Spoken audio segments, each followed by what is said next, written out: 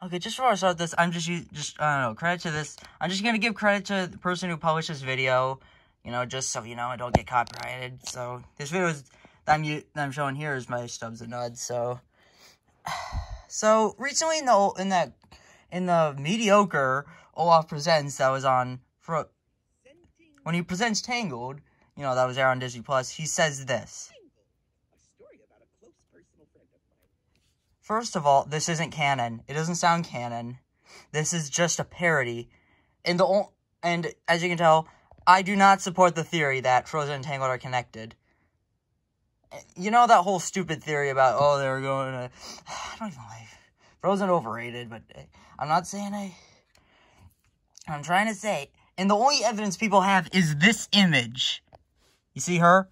People say that's Rapunzel. Well, first of all, I need to tell you something.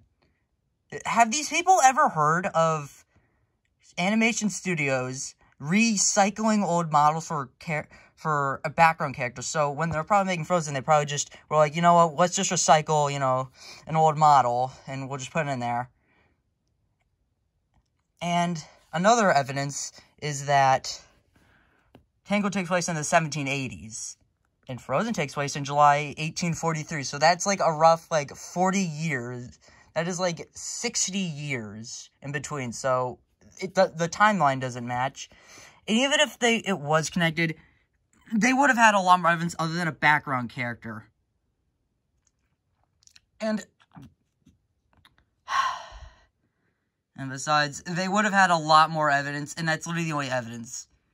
So, this theory is BS. And I'm so sick of it, it's getting oversaturated. I can never escape it.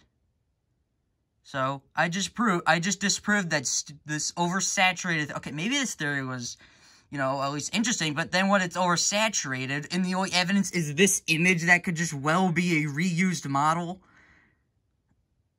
then, what, is there, like, any other evidence other than small Easter eggs?